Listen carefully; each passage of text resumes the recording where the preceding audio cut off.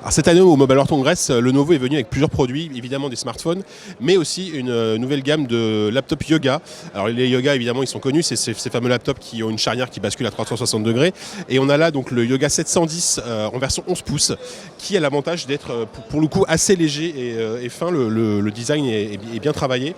On a une dalle brillante évidemment en Full HD, qui a l'air assez lumineuse, il faudra en juger en labo. Au niveau de la configuration, donc on a un processeur Intel Core M5, on a 128 Go de stockage et on a je crois 4 Go de RAM. Donc voilà, c'est une configuration plutôt entrée milieu de gamme qui ne va pas permettre forcément de faire des choses incroyables en termes de traitement vidéo photo, mais ce sera tout à fait suffisant pour la bureautique et du web et de la vidéo, enfin regarder des vidéos. Donc voilà, ce sera vraiment, c'est un petit laptop je trouve assez sexy en termes de dimension. Les bords d'écran sont, je trouve, relativement fins par rapport à ce que peut faire des concurrents. Donc c'est pas mal, on n'est pas au niveau de ce qu'est fait Dell, mais c'est plutôt intéressant. Le clavier c'est toujours le même chez Lenovo avec ces petits arrondis, vous voyez, sous les touches qui donnent, je trouve, un style et puis un confort de frappe qui est plutôt présent. Il y a un joli liseré noir argenté autour du touchpad, et je trouve que le touchpad est vraiment large. Ça c'est très bien parce que plus le touchpad est large, mieux c'est.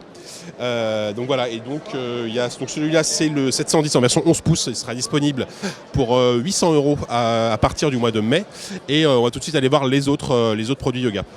Donc après la version 11 pouces du 710, on a cette fois-ci les versions 14 pouces. Donc on a un design qui est vraiment similaire, donc toujours comme je disais le liseré argenté, des bords d'écran assez fins je trouve, sauf que évidemment on passe sur une dalle en 14 pouces qui est toujours Full HD. On a cette fois-ci un processeur Core i7, donc on a quand même une machine qui monte vraiment en gamme en termes de puissance, et on a également une carte graphique Nvidia GeForce 940 MX, donc ça permettra de jouer, on va dire, à quelques jeux pas trop anciens dans des conditions à peu près correctes. C'est pas une machine de jeu, mais voilà, on peut quand même un petit peu s'amuser avec.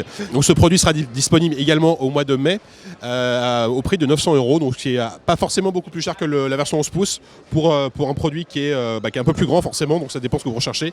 Soit de la mobilité vraiment pure avec le 11 pouces, soit quelque chose d'un peu plus puissant, mais peut-être un peu moins transportable avec le 14 pouces.